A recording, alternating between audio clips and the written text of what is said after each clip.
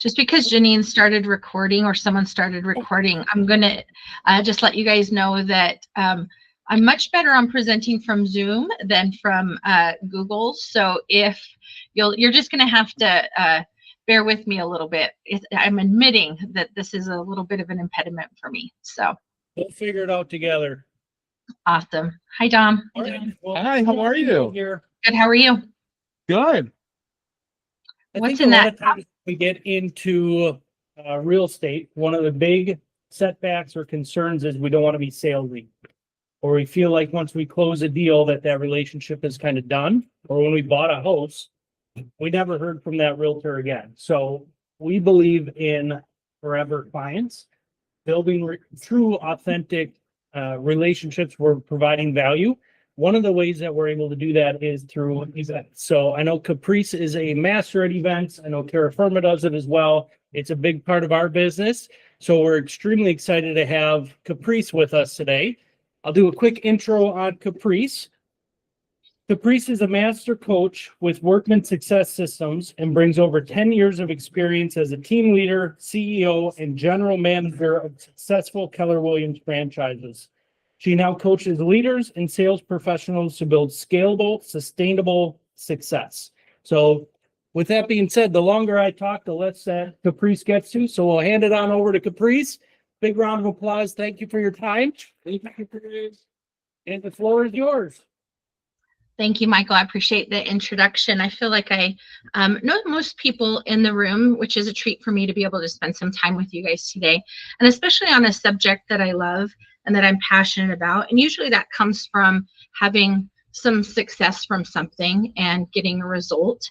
And so today I was asked to speak on how events can drive revenue. And even in our coaching company that some of us are affiliated with or coach through, I hear Rural say in my ear, events drive revenue. So if you've ever participated in or held an event that you feel has led or been a layer of return business or creating business, please raise your hand. Awesome. How many of you have never participated in or held an event yet? Would you raise your hand? Okay, a couple of you. I just wanted to get a little bit of a feel for the room and where we're headed with some of this. So I'm going to go ahead and share my screen, and I've prepared a couple of things for us to go through today.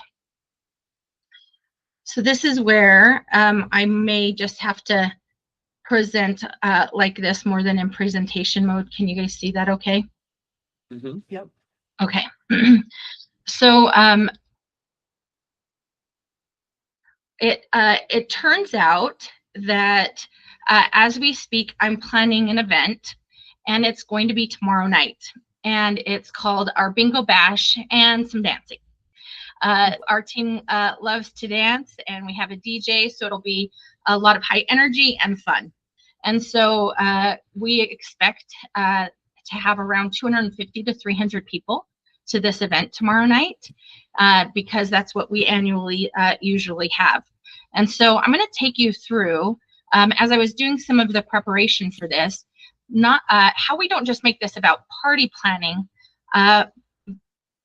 It's more about strategic relationships and review and revenue that come from doing events. And so some of this is I want us to start learning how to think about. Sorry, there we go. Okay, so some of my greatest mentors and leaders have taught me how to think about business. And so what I mean by that is they don't just tell me to go do an event, they teach me why I would want to do an event, what I should expect from it, how I treat it like a business, and how I'm getting returns from it. So today I plan on targeting some of that foundation of why we would do it, some of our database systems that I've used over the years and how we target different databases for different events. I'm going to give you some tactical approaches and some tools and resources. And one of our core values on our team is fun. So I plan to have some fun along the way. Part of that means that you guys are interacting with me. Would you guys agree to do that today? Yeah, best. First chance right there. We have this thing when we get together when I coach the team where we'll either clap twice or snap based on progress. And so just know that I love participation. I was getting ready for this, and Jesse, who's my significant other, he goes, "Oh, how long are you presenting today?" And I said, "Well, it's set for an hour and a half." He goes, "Oh my goodness, that's a movie. What are you going to do for an hour and a half?" And so let's not make me the movie. Let's make this an interactive, growing experience. Can we agree to that? Yeah. That kind of put on the pressure to me today a little bit. I was like, oh my gosh, this is like a movie. So play along, if you will. Again, that's part of the approach that I plan on us taking, which drives us to the set agenda that I was told that we would like to get out of today, which is like how client and community events drive referrals, our sphere of influence nurturing that actually works, and the top 50 system. And I feel like the way that we're going to approach that today can give us a little bit of strategy in each of those areas and a ton of resources and tools. So let's kind of jump into it. First things first is the mindset shift, and I've talked a little bit about this already. That I don't want this to be that the mindset shift is teaching you how to think that this isn't just party planning, that this is revenue and relationship acceleration, and it should have results. And revenue doesn't come from just the event itself; it comes from earning trust, doing it with frequency, getting proximity to our clients. Proper follow-up, and setting expectation. So if we treat events like marketing, they cost money. If we treat them like systems, they make money. So I'm curious, if this is one of our first interactions, what event has brought you business in the last 12 months? Is anyone willing to share what event has brought business to you in the last 12 months?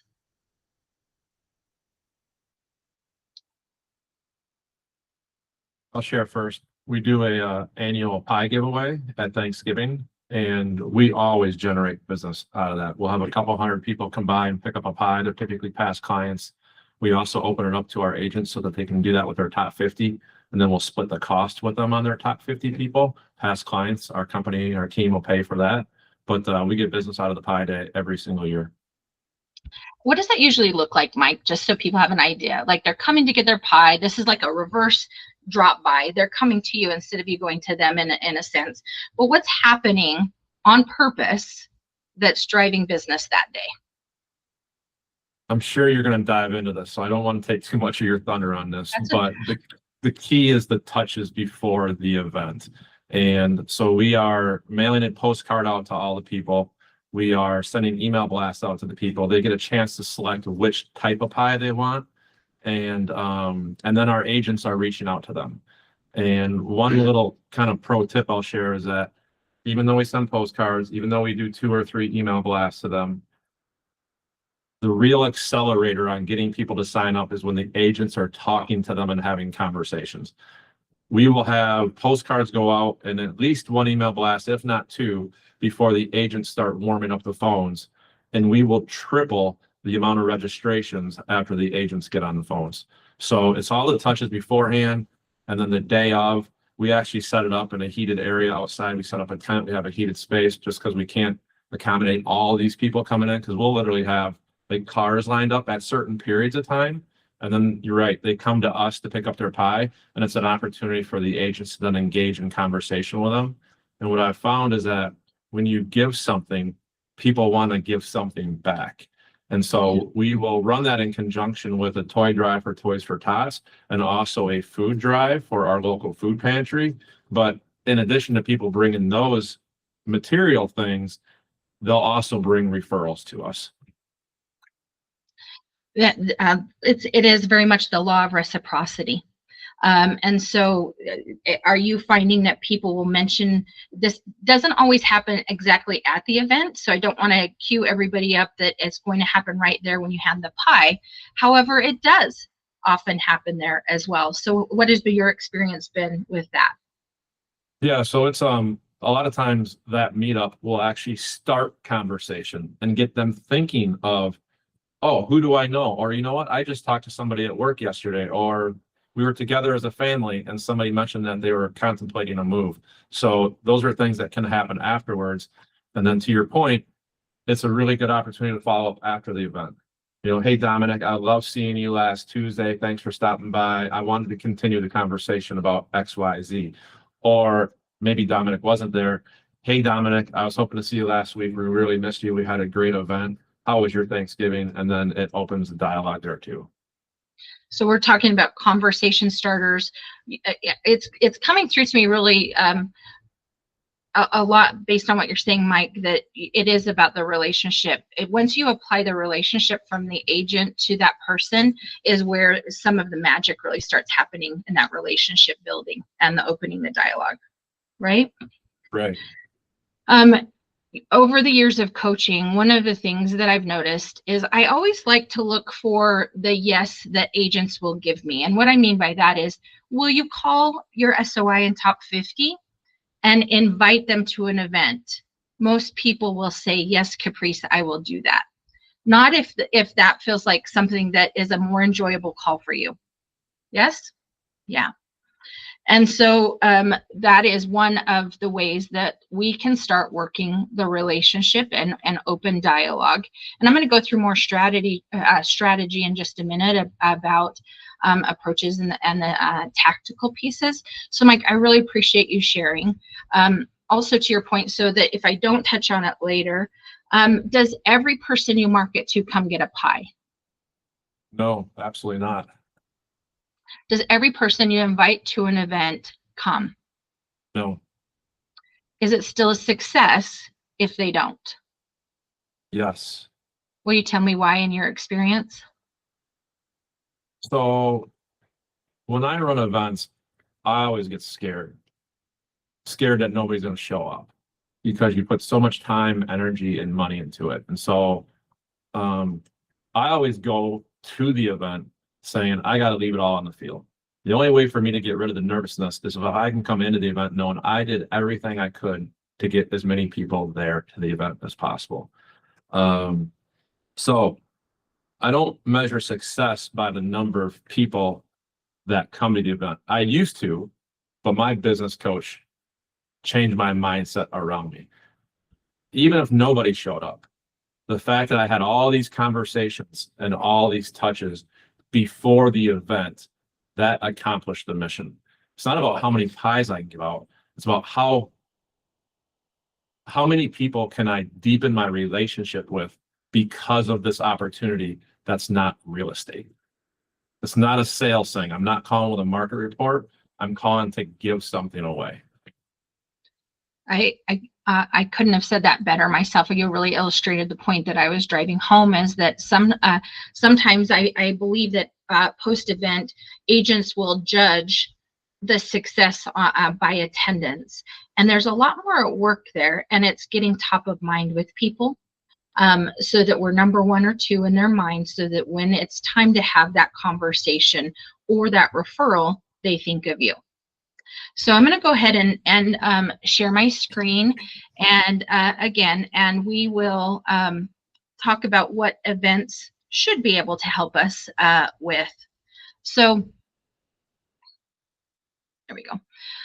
So it should increase repeat business, generate referrals, position you with authority and expertise, deepen loyalty and retention, and shorten the sales cycle. Those should be at least some of the things that we would expect from holding events. I am going to come back to that one in just a minute. Okay, so let me see if this will go larger for a second. Okay, every year there is a survey done of past home buyers and sellers, and I've been watching this specific report for almost 20 years. because it gives us good data. And so one of the things that I have watched year over year is how buyers find their real estate agent, whether they're first-time home buyers or repeat buyers. Does anyone else look at this report each year to see how people are choosing their agent by chance? Okay, yes. Well, good. Yes, Michael? Okay. Yep. So I want to ask you guys, I want to direct your attention to the first two top lines of Exhibit 4-11. So it says one of the top ways that buyers found their agent is they were referred by or is a friend, neighbor, or relative. And the second one is that they had used the agent previously to buy or sell a home. I covered the percentage with the bingo balls on purpose. So I'm curious, what percentage of buyers do you guys think select their real estate agent based off those top two categories? Let's just take some guesses. 80%. 85. 85. Don't be shy. You guys are being shy. Throw it out there. Or you're talking at the same time. I can't really tell. We had a 70, 80, and 85, a 75. What did you say? 60. 65. 65. What do you guys think the next top one is that they inquired about a specific property viewed online? What do you think that one is? 30. 45. 50. So this is going to be fun when I move those. You're going to see. I'm going to go down to Exhibit 4-14. Number of real estate agents interviewed by first-time and repeat buyers. All buyers, collectively, 71% of them met with how many agents? Just one. Just one. First-time home buyers, 63% met with one, 23% met with two, and repeat buyers, 75%, and 15% two. So that what that tells me is that we've got to be top of mind, like number one or number two in someone's mind, or we're out of contention. Would you guys agree to that based on that number?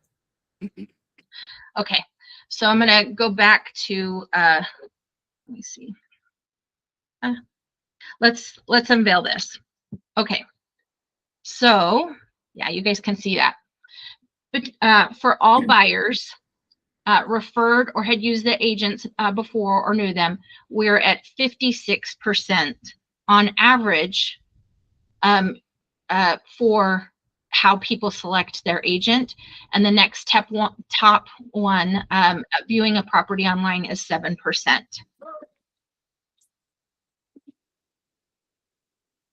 Is that interesting?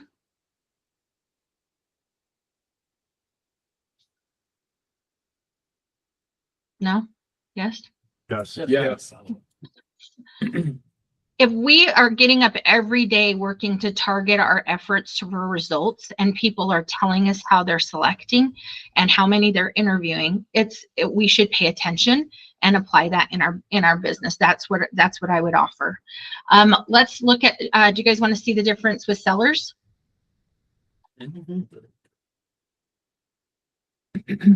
Same thing. I'll just go ahead and remove that in the interest of time.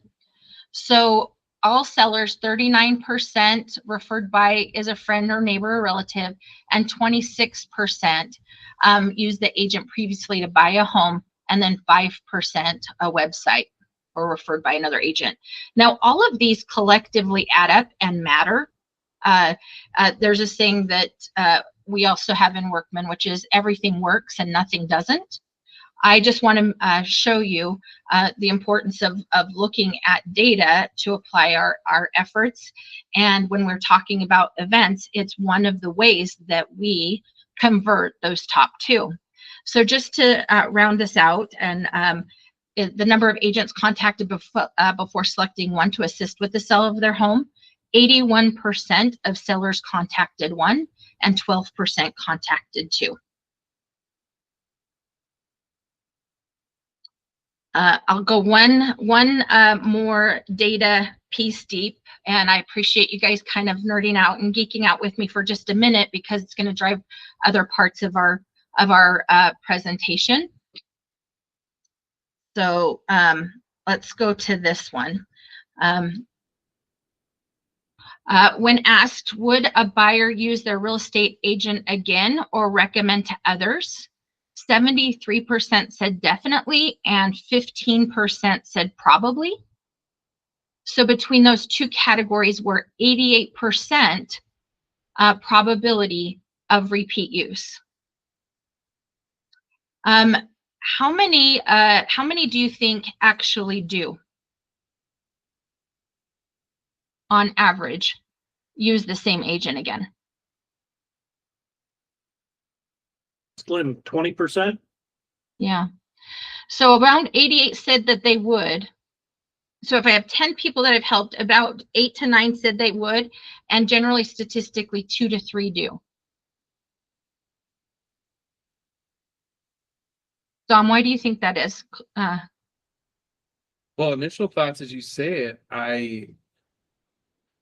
the relationship probably deteriorated over time, because if the average buyer is coming back and selling their home in 5 to 7 years and you didn't maintain the relationship or sell over time, it gives someone else the opportunity to refer, going back to that 56%, I think that was up there.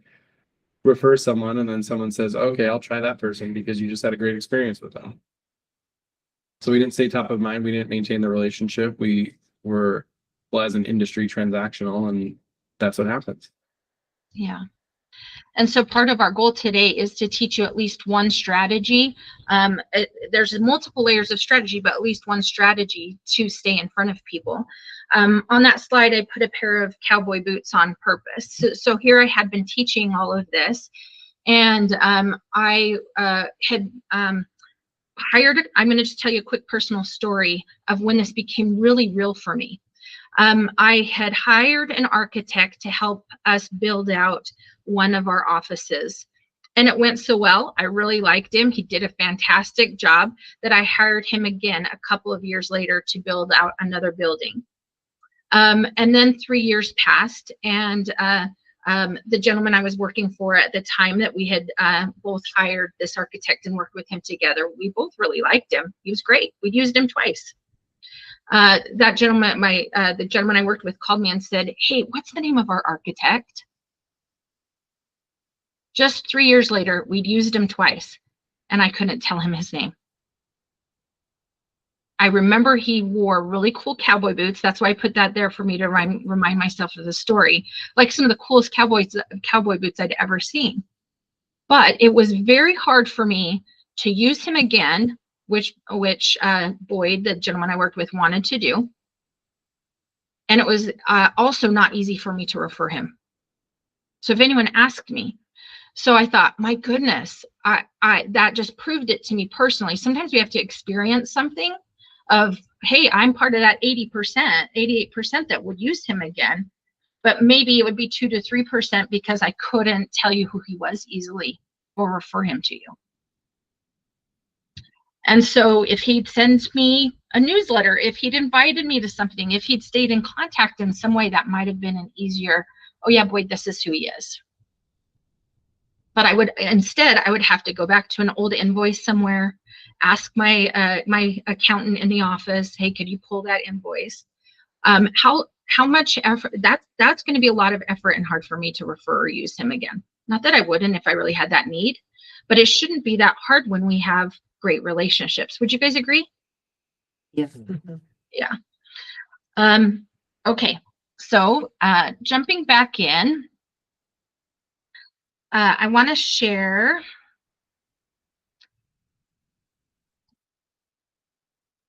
I hope this isn't making you guys dizzy. Are we doing okay with presentation and jumping back and forth? We okay? Yeah. Yeah. Okay. So this is a diagram or framework that I've been taught over the years. Make it larger. There we go.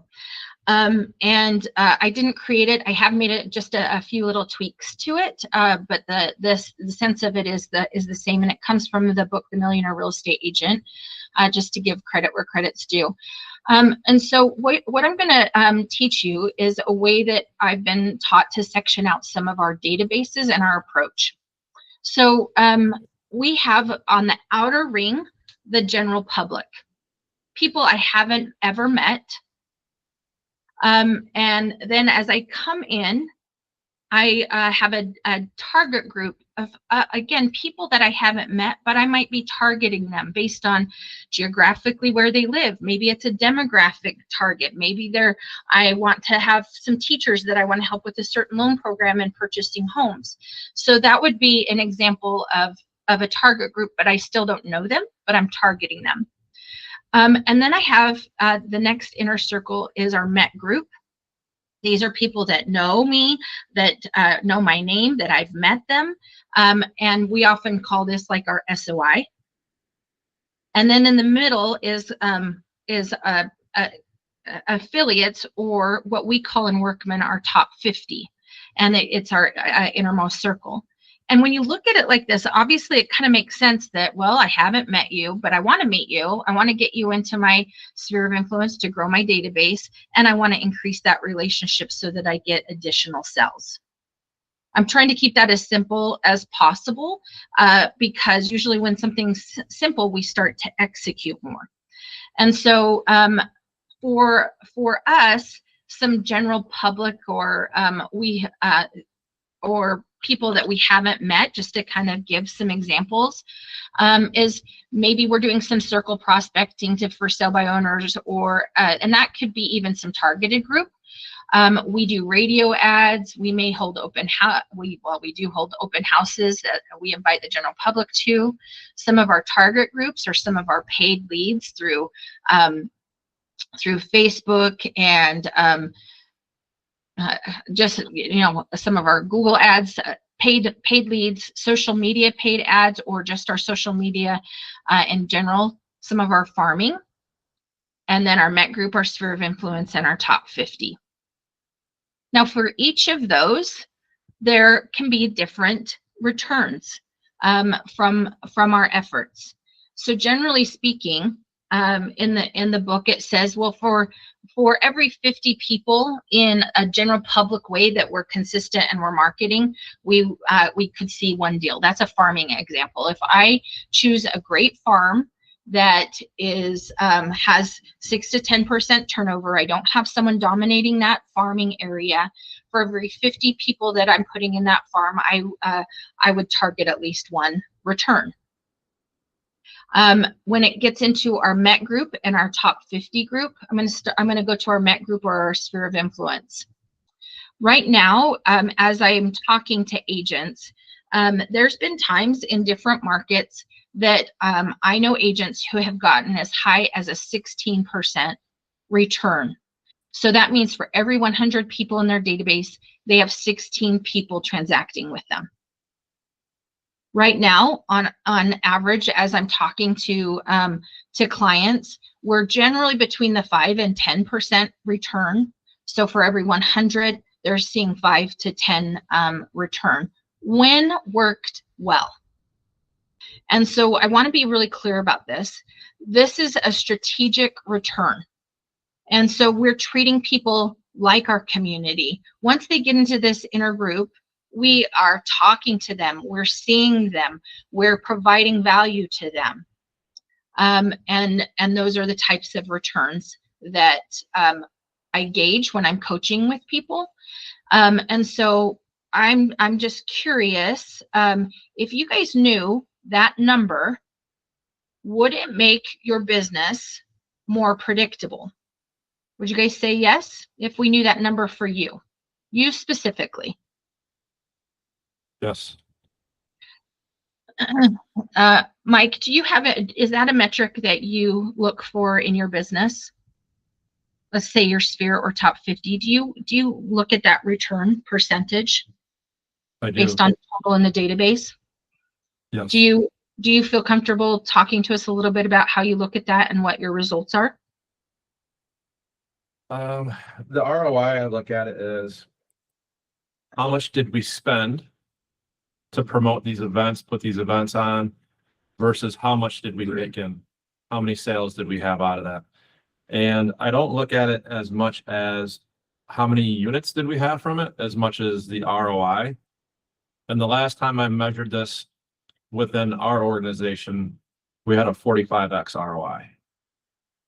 And what I mean by that is, if we spent $1,000 to run a pie event, on average, we could expect to see $45,000 back out of that.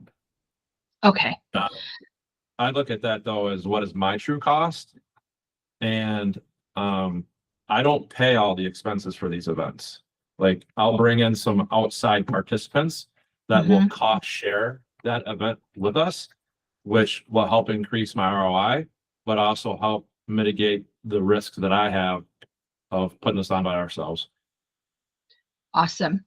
So I agree. I love to know that ROI. So this is a curiosity question from me.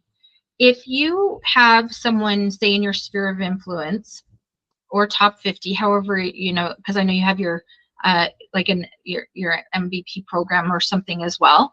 Do you have multiple touches that go out to them? So is events part of that touch program? Absolutely. Okay, so it's one of many steps that you do with those Correct. folks. Okay. I'll come back to this in just a minute. So one of the ways, like if we go to the general public and haven't met, we're generally prospecting and marketing to get to know them or to meet them. If we're doing a target group like the farm, we're generally doing a 12 direct, which is like at least one touch a month, to get them to meet us, to get to know us, to get top of mind with them. And then once people get into our SOI or MET group, what the book suggests is that for we are doing one touch a week for 8 weeks to get top of mind. And then we're doing multiple touches throughout the year in different channels. That can be text, that can be phone, that can be events, that can be quarterly newsletters, etc. So that we stay top of mind. So one gets us top of mind when we're newly meeting them, and one of them, and then the 40 touch or however many touches you do is designed to keep you there. Now, with us, we choose to also, in our top 50, they experience both of these things, as well as a monthly touch, because that's the top 50 program, and a quarterly gift where we get face-to-face. So again, all of that is designed to move people from I haven't met you to I've met you to are you going to be on my top 50 so that we can get returns. And then each one of those has some different marketing touch points. So again, I wanted to go through the idea of this because your business is your database. If we're out meeting people and we're not working to get them from outer rings to in, then we're doing the heavy type of real estate that that can be discouraging. But if we know that each person that we add to our database and give them an experience and bring them in, that over time we can have predictable business. So if I'm getting 5% if I get 5%, so for every 100 people I put in my SOI and top 50, if I get 5 deals on average, if I want to do 20 deals, I'm going to need 400 people if I'm going to keep that percentage. If I can take that to 10%, then I need 200 people. You guys see that? That's where business can start to be more predictable if we watch those metrics. So I'm going to keep going through this, but that's the primary amount of our numbers, where I just wanted to set the foundation and even the strategy and system. So if some of your top takeaways are, okay, there are different ways that I work some of these, why I would work them, because between 50 and 60% of people choose their real estate agent in those top 2 categories. Do I have business strategies and marketing and prospecting that complement people choosing me. I would also offer that it's one of the most fun ways to do business. Would you guys agree? Yeah. Okay. So sometimes when we get into numbers and foundation, I don't necessarily feel it from you guys, but the energy can shift.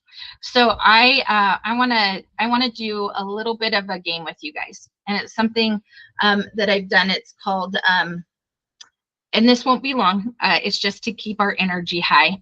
So if I were there in person with you, I would be handing out. I'll show you guys what I would be handing out. Do you guys remember these stickers that we used to have on files? Maybe some of you have seen them, maybe some of you haven't. Do you guys remember these? Yeah.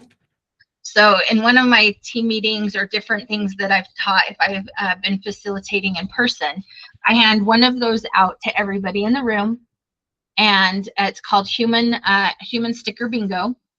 And if you can answer yes to one of these questions, you would take one of those stickers off the sheet and you would put it on you. And the first person to have a clear sheet where all their stickers are on them would win. And so I'm just sharing that because we have leaders in the room. If you want to have some fun and have a way to do a team meeting around any kind of questions you want, you can. So I am going to ask a couple of questions.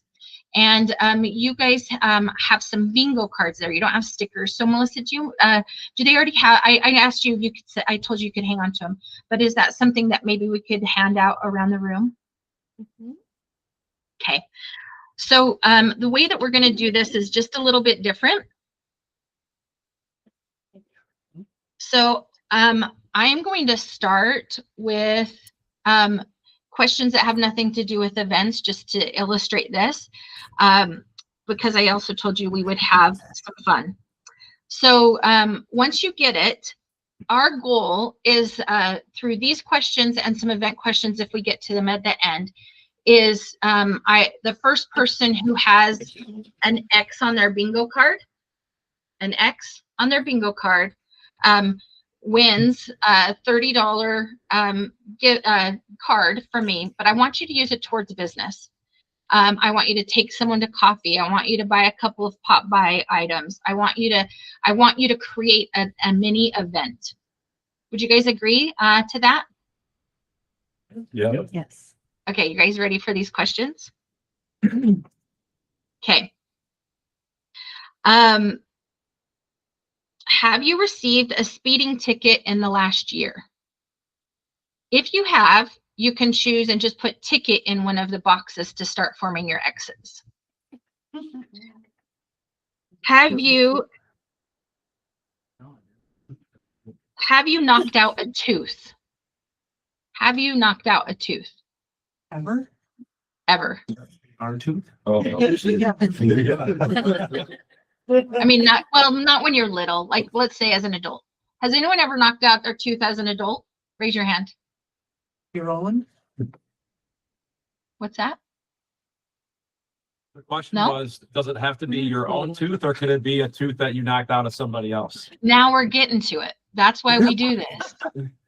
So has anyone ever knocked out their own tooth or someone else's tooth? No? Okay. No, Is that a hand up? Was that? Okay, okay. Can you tell us a little bit about that story? They're still within the statutes of limitation. Okay, we'll skip that one.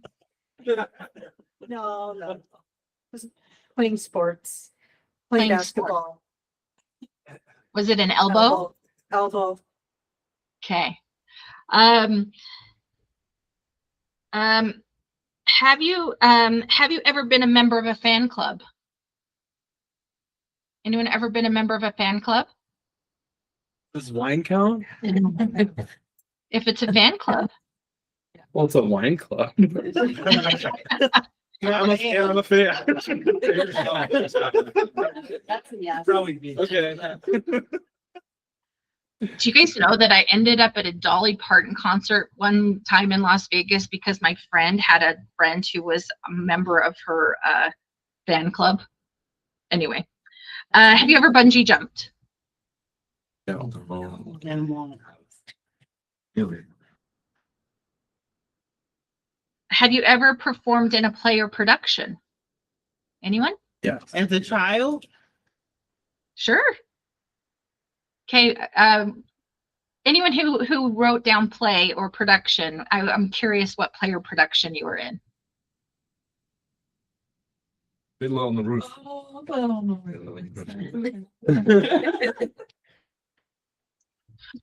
I think I'm missing out because I can't. Would someone repeat that for me? Oklahoma.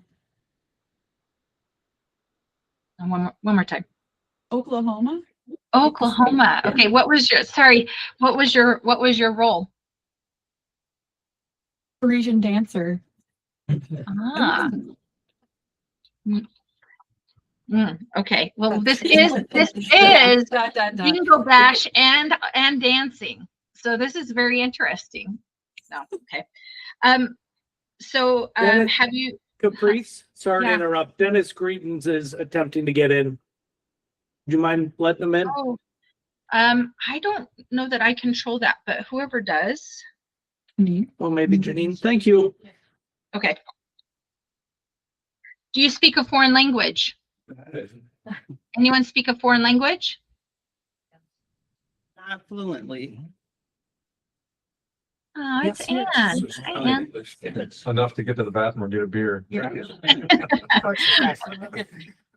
Okay, do we get the idea of the bingo that we're headed towards with the X? Hopefully some of you guys are starting to get some of those. And even if you're visiting here with me online, this if you would like, would you just take a picture of that for yourself so that you can fill in a bingo card? I'll leave that up for just a second.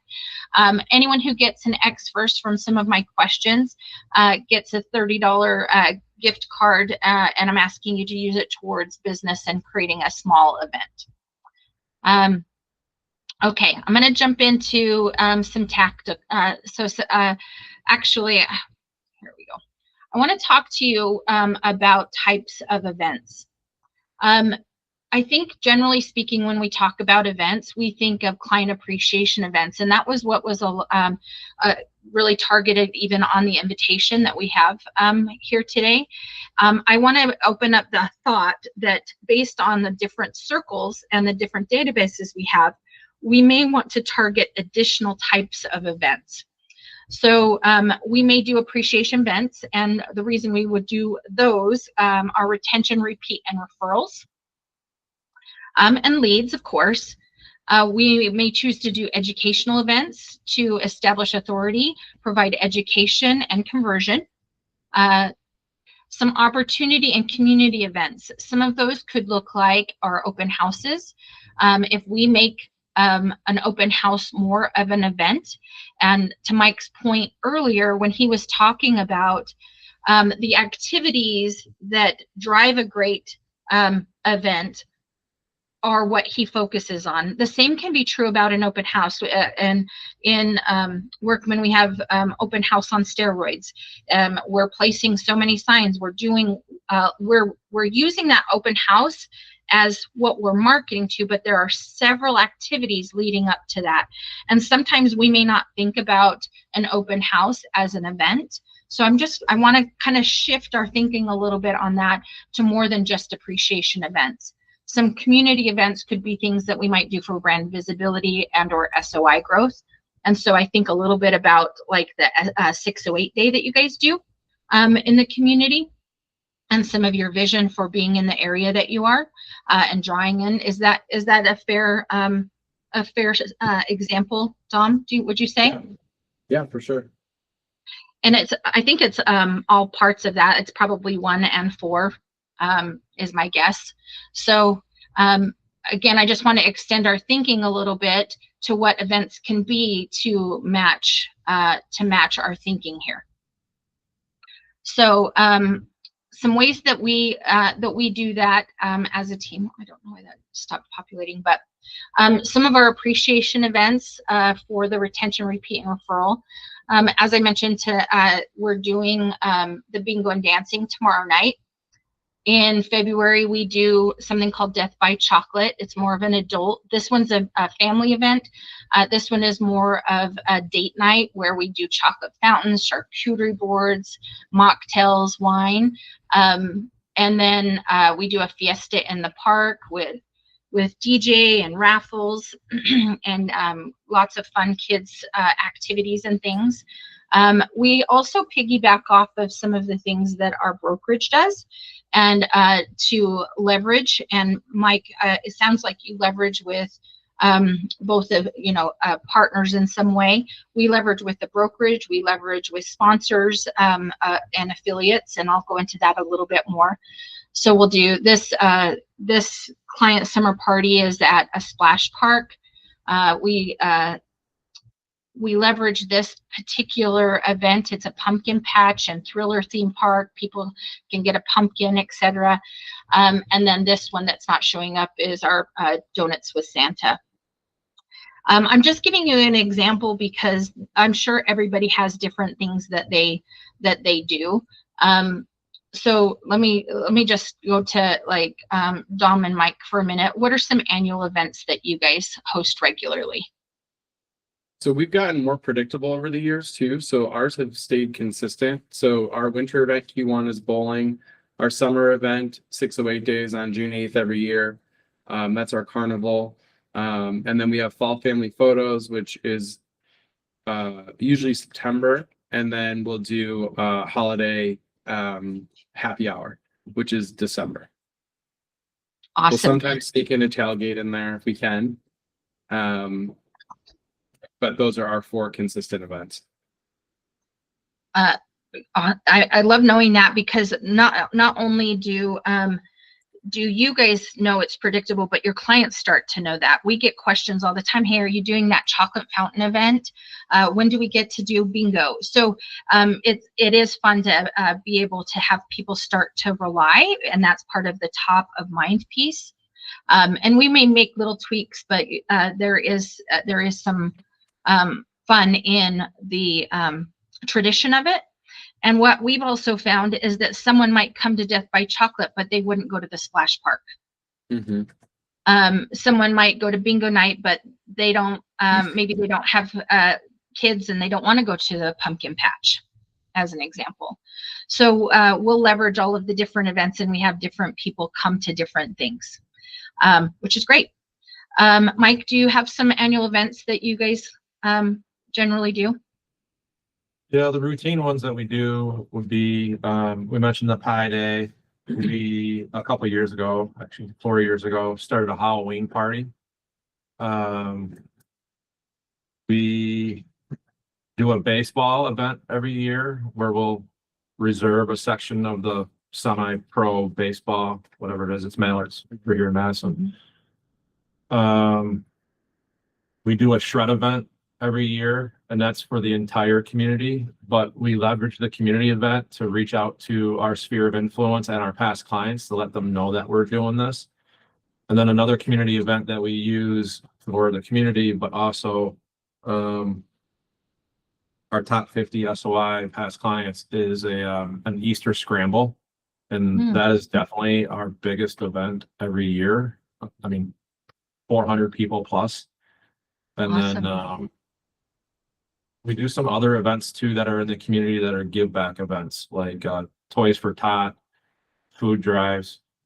And I know, Dominic, you guys do an awesome job with where you pay down the lunch tabs at the local high school. We'll fly a charity component to the events that we're doing too. So we did the toys at the holiday happy hour. I think we did the food bank for photos this year. Yeah. West lunch school program, I think we did $5,000. We matched it for anyone who brought money in for 608 day, and I don't remember what we did for bowling, but we try to do that. Like, as somebody on the outside looking in, like when I see you guys do that, that moves the needle a lot for me. And I think it's got to move for your community too, that you guys are doing that. It's huge. People love that. And it's different when you keep it hyper local too. Like when you're keeping it in the community for the community versus like I don't know, any of the big ones, the American Heart Association or something like that. It impacts more. Well, I thank you, because I didn't even honestly think about that, but I love that as it's an event, right? We're promoting that charitable event, and we're going to both it touches on our community and opportunity events, but also our charitable side, which so some I jumped ahead a little bit, but I'm just going to come next to our educational events. And again, I apologize that these aren't showing up, but we will we hold somewhere between 6 and 10 educational seminars or events per year, and just depends. Sharing, just so you know. What's the, oh, I'm not? Oh, I'm so. Yep. Thank you. Appreciate you telling me. Can you see that now? Yeah. So you saw this one, right? And now I moved to this one. You can see my educational events. We haven't seen since the circle. Oh. Okay, thank you. This was just when I was talking about appreciation events. I was just showing some of the different events, but we talked through that. And these are going to be our inner circle, like our top 50 and our SOI. And then as we start to work out of our inner circle to targeted groups, we believe in helping people build wealth through real estate. And so we educate people on not only their first home, but buying their second, third, fourth, and fifth home and how to do that. And so a lot of our education events are everything from the first step in doing that, but also how to acquire, how to analyze properties, and how to invest in real estate. So we'll just, again, so we're doing one of those tonight, and that is all about how to, I know this is in Spanish, we do English and Spanish, so I put Spanish on there on purpose, but we are teaching people how to analyze an investment property and giving them a free giveaway spreadsheet and walking them through how to analyze properties. Coco here has a passion for kids financial literacy, and so we the picture that's not showing up there is kids that come to learn about financial literacy. We do vocabulary words, we teach them difference between assets and liabilities, we play cash flow for kids, if anyone's familiar with that, from Robert Kiyosaki. But again, this is all about our educational events, even community outreach. So some of these you might see some overlap, but this is where we start to get into our outer rings, where we may know these people, we may not, because we may be talking about this on the radio, we may be talking about this with our database. We get referrals from people who've attended our seminars, so it's a way that we are strategically growing our database, is by getting in front of people that we don't know, to move them more towards our inner circles. How about you guys? Anyone doing some education events or seminars?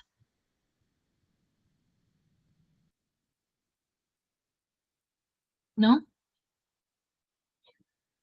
Maybe I can just invite people to think about that as an event as well that can have a return on investment.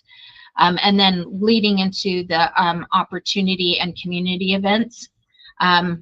I talked already a little bit about open houses, and we've talked a little bit about community events. If I'm moving into those outer rings and I'm talking like farming, or I've had people who will hold, they may not know everybody in the community, but they'll throw a movie in the park because they've adopted it as a farm. I've had agents who will hold and market a garage sale and go around and tell the whole community, listen, I'm sponsoring a garage sale. It'll be on this date. I'm going to be putting out banners. I'm going to be doing all the marketing for it, and we'd love to encourage you. And she does that every single year in the same community. So again, just people using some events to drive revenue.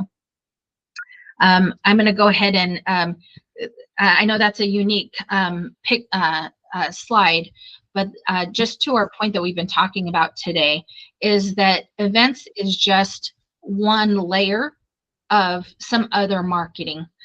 So we'll do emails and we'll send mail and social media. We'll hold our seminars. But specifically, it is again layered in so that we're getting a return on investment from the different databases.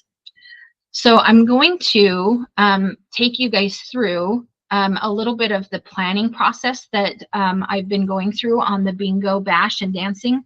And this may have, you may look at that and go, I would never throw a bingo event. That's okay. What event would you throw? And I don't want everyone to think that an event has to be a 400-person event, but I do want you to have the systems to throw a 400-person event, which is what I'm going to go into now. And this is really more of the tactics. And so when we're talking, I'm going to jump back over here. You guys can still see my screen, right? Yes. Yes. Yep. Okay. So I want us to think about those circles. So if I were, I was talking a little bit about the outer rings as community outreach and our inner. So tomorrow night, our bingo, bash, and dancing is targeting our SOI and our top 50. That's who we are going to have there.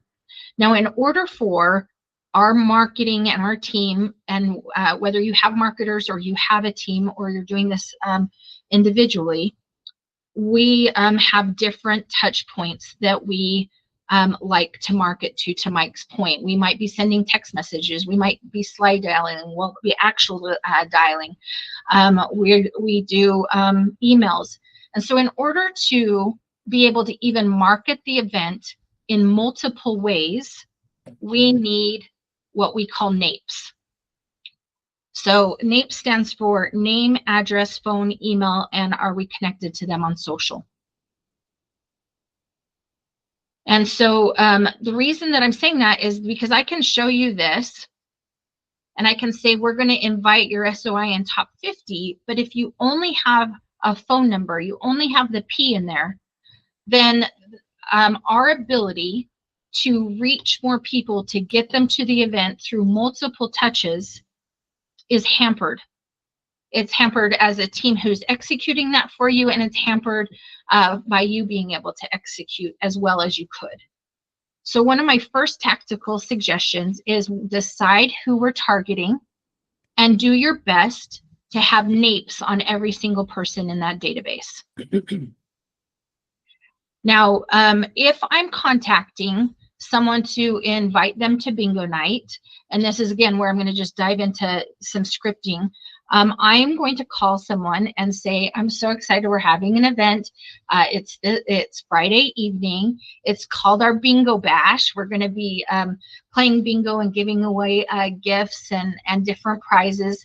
We'll also have a DJ, so there's some optional dancing. We'll have some kids dancing contests. We'll have food and dessert and hot chocolate. And this is an event we're holding in appreciation of those that help us. It's an appreciation event for you to say thank you for your business and referrals. And I'm going to look strategically at if I don't have their email address and I need to get NAPES on that particular person, I'm going to say, I'd love to send you an email invite. Where should I send that? If I don't have other parts of their, I guess what I'm saying is that use the event strategically to build your database and make it whole. If I wanted to connect with them on social and I hadn't, I would say, I'd love to DM you, or I'd love to send you the social media invite. I'm going to go ahead and friend you and send it that way. So again, this is a little bit of strategy. Did someone say something? No? Sorry, I get a little weird feedback. So that I want to be clear that depending on who I'm targeting and what the event is and what I have in my database about them, I'm using the event to make my database more whole so that more marketing in the future can be done on my behalf, or I can do that. And I'm going to, Mike, you mentioned that before, that I would probably get into that, and I'm going to. So I did make a copy. I did make a copy of our, of what we call an agile. And this is, I've added on some things that I'm happy to share with you guys. Now we're right here in the middle of the event. So I would tell you that this is not completely everything for this particular event, but this is the process that we follow to make it easier for us to hold an event each and every time. And so we go through and we outline, well, let's figure out the date and time. Let's check the date for conflicting events. Let's sign the let's check, find the venue and sign the contract, decide on the activities based on the budget. And so then we start getting into specific things related to this particular event, like the bingo and dancing. And then once we mark it done and check it off, then we move it to done and drop it down. We also have the ability in this, for anyone who hasn't ever used an agile or a sprint, you can apply importance and sort this. So if I want to put this in order that I want it done, I have the ability to put numbers there and change it and sort it, or even say this is 90% done, etc., so that we can communicate and then make assignments. I'm just going to keep presenting. Oh, yeah, you guys can see it, right? I'm going to just go ahead and go into the ways that I told you that some of this is about tools and resources. If this is an annual event, much like what we've heard from others, then when it's January next year, I want to be able to come back to this spreadsheet, and it's a lot easier to duplicate or replicate without starting from scratch. So I have we put in our marketing links in a separate tab. So this is our Eventbrite and event Facebook design. So any of our marketers, any of our team can just go in and hit that, and it'll take them right to the Canva invite. We make some changes to dates and times and venues if necessary, and it's easier to execute next year. These are bingo flyers, but it's really like this can go out via email. This goes out via text message for our agents to personally invite. And then as far as the team goes, we actually create an external campaign of what marketing we will do. Oh, you guys can't see that. Can you see that tab? Oh, you can't see what I'm looking at now, huh? No, just the slide.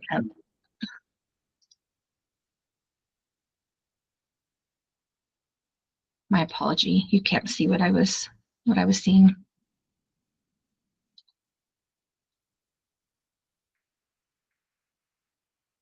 There we go. There. So my second tab in off of that checklist is the different marketing and links that we put in to make it easy for next year. If we choose to do the same theme, or even if we just want to change it up a little, we can see what we've done in the past. I'll direct your attention to this middle campaign. So we do external campaign and what marketing for the team will do. So, and then we break that down. So again, to your point, Mike, the team has things that they execute, and then the agent has an agent campaign guide that we ask them to be responsible for to work those relationships. So we email out invitations. We have a second email. We record video invitations and voicemails. We have a lot of people in our database. So some people receive like a slide dial where it drops it into their database. I don't think that excuses the personal outreach, because you will get better results from that. We also just want to make sure that we are getting those invitations out. Mailed invitations.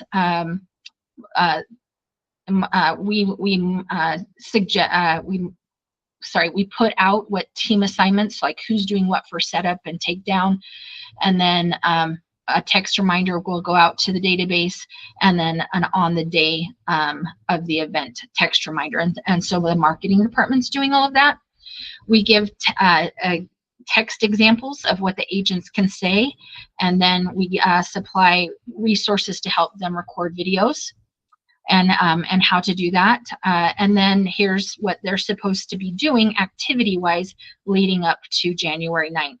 So text your SOI the invitation, share your video on social, text SOI your video invite, and we break that down. Some other things are that we did a holiday Happy New Year touch and sent out a magnet, and then we asked them to mark their calendars for that event coming up. And then this is an informational guide that we give. This is an internal document that we give to all the agents, vendors, and anyone assisting or helping with the event. We also Bingo Bash. I know, it looks like a good time. It's tomorrow night. Come to coming for Bingo Bash. I would love that. It's the Bingo Bash ride along. We actually do have someone coming from Atlanta to watch how we do some events, because Jonah presents some of this too, who's my business partner. Next, I like to go into the expenses and know what I ordered from where, how much did my venue cost, what did we order on drinks and hot chocolate, was it enough? We're doing some tamales and like I said, the drinks, I'll show you in just a second, because it's a bingo bash. You guys should see this venue. It's beautiful. It's brand new. It's gorgeous. It's redesigned. So I want to do minimal stuff, but I'm going to do disco ball theme stuff. And then we do the, what are we spending on prizes and giveaways? How much is the DJ? So I track expenses, and then I also track income, and some of that income can come from if people were charging for admission. We don't generally do that. If anyone is income because they want to get in front of our people, their speaking fees, sponsors, and that's generally what we do. Is sponsors to offset. And then if you're selling any items, that's just built in case your event calls for something like that. And then at the end of the day, we need a summary. And the summary is like, how much is the income that we have, what's our total expenses, and what's the cost for the event. And this is estimated versus actual. So we'll come back and make sure that we're auditing what our actual costs were and versus budget. And then we put in our, yeah. Mm-hmm. If you don't mind me asking, do you have an idea what you feel the event will cost you in total to put it on? And then since you've done this before, do you have an anticipation of how many sales you feel you'll generate and what the income will potentially be? That one's yes, I do. This is really actually very close to what my expenses will be. So when we were just looking at this summary, I was putting some of those in. So my expenses will be between, I would say, low 4,000 is where I'm going to be on this particular event. And I will, some of this was from a different event. I imagine I'll be offsetting it by at least $1,500 that I know of. I'm still waiting to hear of from one other vendor. So this particular event, sometimes we offset it more. This particular event will probably cost us around $2,500. Now, the return on investment is a little bit harder for me. Like, that's even why I was asking you a little bit, because we stop sharing. It's one step of many that we do throughout the way that we market in our 40 touches. So it's blended in. So if someone is in our SOI or in our top 50, we look at a total return based on that whole marketing plan, not just events. Because when we source closed deals, it's usually SOI top 50, and it's broken down per agent. So Coco's SOI, Coco's top 50, Coco, and so that we see even what agent is participating in our programs and how much marketing is going out to their 300-person database versus the return on investment that we're getting per agent. So for me, it's a little bit different. We will know, we market a couple of different ways in our database, and that is where did we originally get the lead? Because we have a lot of people who might come in from radio, but then they came in from radio originally, but now they're coming to our seminars. And because they're coming to our seminars and we're converting them into closer rings, now they're part of our SOI database, and now they're coming to events. And so we found that we needed to track both, like the original investment of radio, and then once we convert them from like a radio outer circle, are we working to get them in, and what are we now? Because we might have generated them 5 years ago from radio, but we've sold them a home. They're now our SOI. Now they're experiencing this whole nurture plan. And so we would now call them SOI. And so they're labeled SOI, but we want to know our original way that we got in front of them. That might have been loaded, but I think you're following. Is that fair to say? Yes, thank you. Do you have, I'm curious if you, we will mark, because we do registrations, I know who attends. So if I go to if I go into our database, we'll take our registration form and we will mark event attended. So I can see attendee numbers, and then ultimately we end up marking who does business with us. But I have a harder time unless someone at the event says, I have a referral for you, or we want to do business, and the team says that, then I can do it right there. But all of this is really for a greater whole that works. So I'd be curious if you have any thoughts on that, because it sounds like you have a way you do it, and I'd love the group to know. No, that's what I was asking you, because I don't. We don't go as granular to the event in terms of tracking the ROI on the closing. Like you will track it as the lead source was a past client, or the lead source was an SOI, or the lead source was a top 50, but we don't track it back and say the lead source was the Halloween party or another event.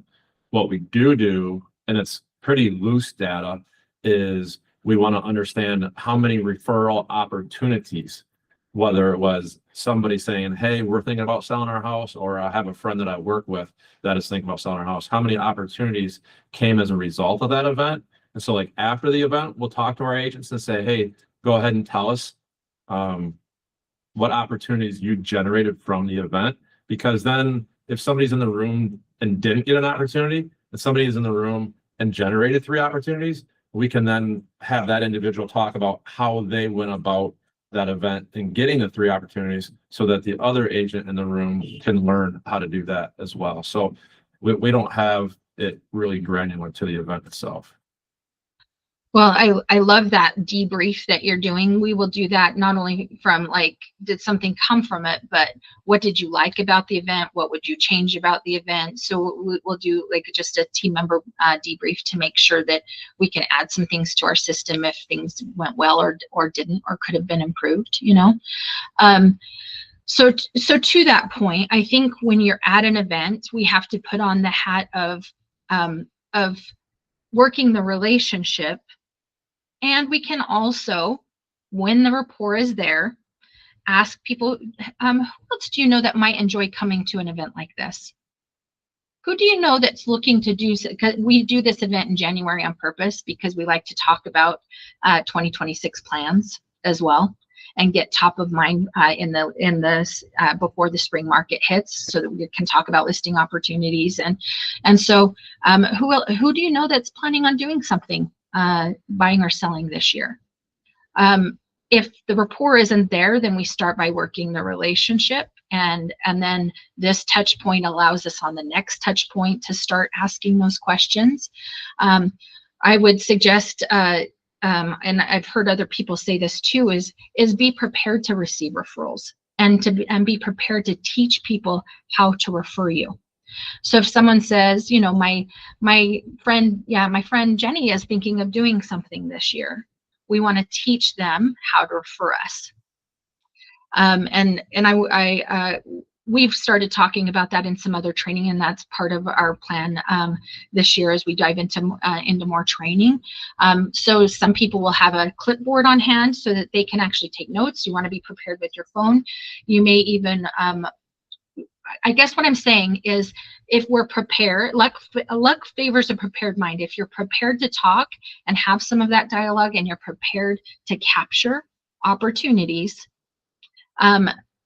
then it goes better in a conversion for you. So that if you were doing that debrief with Mike, you could say, it was awesome. You know, I talked with at least 17 of my past clients. 4 mentioned wanting to do something or knew someone. That should be a measure of success as you go through the event for you personally, because then we're not just showing up as entertainment. We're showing up as a business owner. Would you guys agree? Yes. Yeah. Okay. Is there anything, I have some additional things, but I also want to make sure in the time that we have, if I haven't covered something that someone wants to know or see, I'll finish showing you real quick what's in this, and then I'd love to go to any some of your questions. So like I mentioned, we put receipts so that if it went well and we want to reorder because we just want to be able to source easily. We also create an event venue setup. This is also part of our internal guidebook, so that because it takes a village, it takes a team, and so we will assign different numbers to different groups of agents or vendors. Like, you're going to take registration, and you guys are going to set up the food and the prizes, or the help the DJ, and so we set up the different areas. You're in charge of the fire pit, the blankets, and the baskets, making sure everything's good at the fire pit. And then also to make sure that we can let the venue or the hall know how we want our table set up, so that we can be prepared. And so that's just, and then we go into roles and responsibilities at the event. And so we break that down by agent and person, and we we talk to the agents about, okay, you're over fire pit, that means you need baskets, blankets, and the sign. You take it to the event, you take it down from the event, you bring it back to the office. And maybe this seems more elaborate than where some of you are, but if it's only you putting this together, it can be, you can talk about how you're doing it in your venue. You can give yourself a task list and build that out. And then I like it to end up in an event one sheet that makes it easy for people to use and do. So it could be our supplies, some of the roles and responsibilities, any key contacts, how setup is ultimately going to look, so that everyone's on the same page. I've already shared this with Janine, and I'm happy to, again, this is just a sample of something that we do, and you're more than welcome to start to build your events off of something like this. Even if you're holding a micro event. I have one client that I coach named Ashley, and she likes to do micro events at her home with 8-person dinner parties. Now, if you think about that, would she still want that system? Whether it's 400 or 8 people, she still has a checklist. She still has supplies. She still has a setup. And so one thing that I love about helping people, and this is, maybe you've heard me say this before, it's a reference out of the same book, is that when we build a 20-lane highway.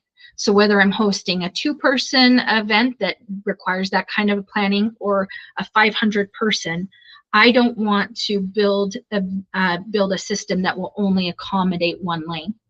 I want a 20-lane system that grows with me over time, because this year I might have 50 people. Next year I might have 100. As I grow, I may have 500, but my system that I start building day one should accomplish all 20 lanes. And that's what this starts to do. So whatever circle you're targeting, we get clear on why we're targeting them. I'm going to invite 10 of my top 50 to a movie in my backyard. And I'm going to handpick them. I would use this system. So I want this to seem executable because you have the tools. Most importantly, I want you to understand the strategy and the thinking. I want to have taught you how to think about events, where they fit into the bigger picture, how they're layered in to a whole. And if I do all of those activities and I get 5 people there, it's a really great start, because most likely I've had touches and multiple touches with 200, with 300, and it starts to work the entire plan. If you don't capitalize on marketing an event or marketing an open house, you're missing some of the most fun ways to do this business, in my opinion. It's always fun to market something that we can talk about, that we can provide an experience. And that's where a lot of this comes down to a memorable experience and the relationship that will lead to revenue. And this accelerates from the top of my time. This accelerates the relationship and the revenue and the return. Any questions on some of that, or maybe some things I didn't touch on about events that you guys wanted to make sure we covered today? Nothing about events in general, but specifically, I do find it interesting that you strategically placed that bingo in January. I feel like it could work in a December type of setting too, but I'm curious to know, like with the bingo cards, are there targeted things on there that you're asking? Because my mind is thinking of some things that you could strategically put on that bingo card to kind of make the event work for you to get answers. And is it like a sit down bingo, or is it like social bingo? No, it's social bingo. So we literally, on that screen at the front, we use an automated online bingo thing that it turns the bingo, I don't even know what they're called, you guys, the little circle, the balls, I'm just going to call them that, and it spits it out and pulls it up and puts it on screen, and everyone has a different bingo card. And so when someone gets bingo, they yell out bingo and they get a prize. And we have all of those prizes. I just thought for fun today I would do like a question bingo to bring it in on the theme, which is actually where I want to finish out today, if that's okay with you guys. I'd be curious what your thoughts are though on the card, because we don't self-print the cards. So if there was some kind of question, you got my mind thinking too on how I can use the cards. Yeah, or a smaller. Get to know you question. Get to know you. It's a good call. The Caprice, we have some new visitors in the room too. We have solo agents, new to EXP agents, and then some folks that rose their hands that said that they haven't done big events yet. But I want to talk about like the scalability just for 1 second, because what you painted done for us is like the vision and the how and the repeatable, and it took us 5 years to do that. So I don't want anyone to be discouraged or overwhelmed or think that like, or leave here today feeling, oh my gosh, like that's overwhelming, because what you provided us is the execution, but it's the iterations, it's the trial, the error, the failure, all of that got us to the point where like we finally feel like we could say we're throwing that event. This is the first year we have them all planned on the calendar all year out, where our agents can now say, hey, this event's coming, this event's coming, this event's coming. And that's almost 6 years in the making. So I also want to talk about every successful deal has your first client event. And that should be, how do you elevate your closing to make people remember you at that closing, to make that a memorable experience too. Mm-hmm. So anyone who said that they don't do an event yet, I didn't see who rose their hand or not, but start with that, because like if you do that in a authentic, genuine, special way, that is your first successful event. And we have curated bags and tumblers and all that stuff. But I just recently started. I always take the photos and like I have years of photos on my phone and never do anything with them. And I'm like, oh, I have these closing photos. I sent them. But now with Apple Intelligence, I can actually filter, this week, in the past. And it will show me, and if any closing photos pop up in there, I can now send them back to people, which is kind of cool because the metadata is already in there. So now it's like, okay, we can easily do something with those photos and say, hey, happy anniversary. We do the anniversary and birthday cards too, which are great touches in between, which then keep you top of mind for when you're calling to invite somebody to that event or that next touch. So it all ties together in the marketing plan, Caprice. And I just wanted to, I know some of these guys pretty well, so I just wanted to like meet them where they're at a little bit too and see if we could you're seeing painted done and like the real like dirt and grunt and work of it takes years, honestly. So that's my 2 cents. Well, and that's why we even do coaching, quite honestly, is like it has taken years to decide what tabs go at the bottom there. And it's not, I would say it's even still a work in progress. You would get that and you could make it better. At least there's a structure that started there that you could start with that might cause you to ask yourself questions. Well, I don't know. Do I want to co-sponsor this with someone to offset the cost? Yeah, I think I do. So it's not a perfect system yet, even for me. It's an evolution, to your point, Dom. And if we can cut off a year or two for you, because we can give you a spreadsheet, that's why you would come to this class today. That's why if you learn how to think about it and you start getting people from an open house to Met to a top 50, and over time, that's something that you understood that process, it was worth our time today. If you start looking at every time you're face to face, maybe you are taking a gift and popping by, that's an event. I almost put that down. Like our quarterly pop buys are literally an event, because I'm working to be top of mind. I'm not just putting that at the door and door dashing. I'm working to have an interaction with a micro event with one person to be top of mind, to have that conversation, to have that relationship. If it starts there, that's why I'm going to miss, I'm not going to have time to finish bingo because I want to honor everybody's schedules. So I will supply some of that to the leaders and anyone who wants to do that. And you're welcome to. Well, I don't know, because I promised $25 today, so you guys can tell me. Anyone who wants to stick around? I heard 30. I said 30. Yes, sorry, I was just catching myself. You're right. That's why I want to sponsor someone doing something. And I didn't choose $200. I didn't choose $50. I want you to be resourceful, because $30 could have delivered 3 of my blanket pop buys this month, if you do it right. So we said we want to help people find their next cozy space. Who do you know that's looking to do something in 2026? And that's the postcard and a blanket. Now I'm going to someone's home and I'm giving them this. It's not a really expensive store. I can't do 3 of those for 30, but is it about that? No. Caprice, one of my favorite, this is Ellie. Sorry, I'm a little sick. Hi, how are you? You're the best. I was texting Melissa, we need this.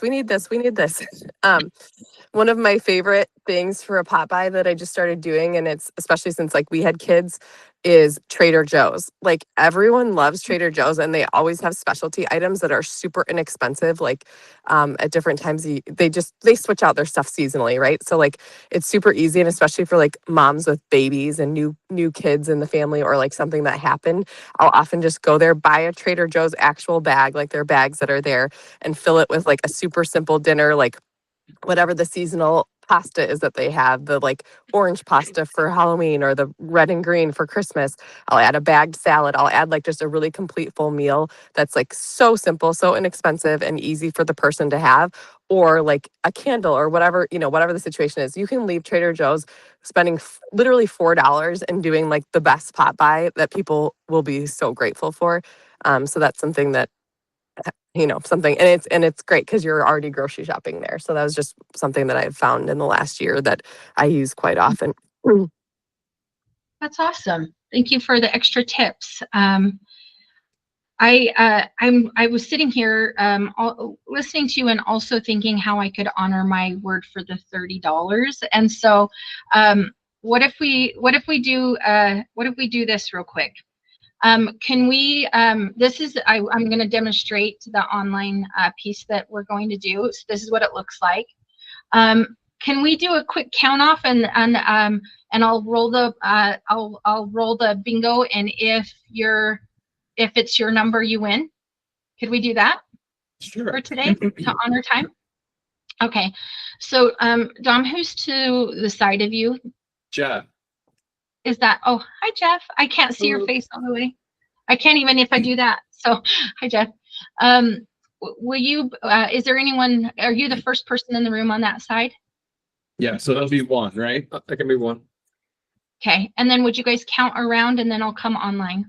2, 3, 4, 5, 6, 7, 8, 9, 10, 11, 12, 14. 15. And then Dennis, you'll be 16 and 17, and Ellie 18. I don't know how this is going to go. You guys are going to just watch me experiment because there's a lot more numbers than that.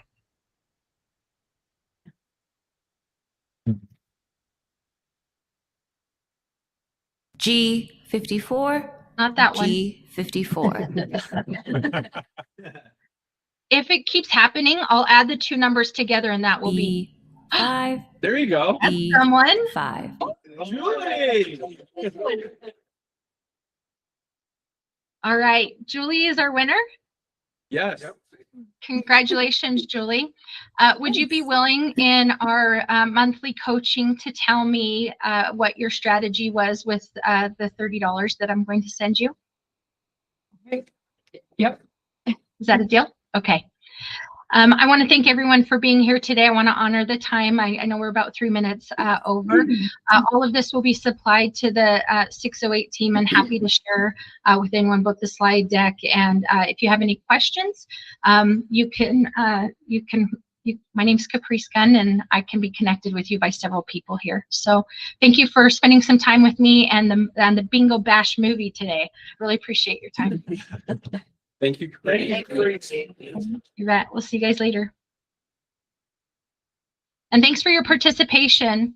Appreciate it. Thank you. We'll see you in a little bit. Okay, bye.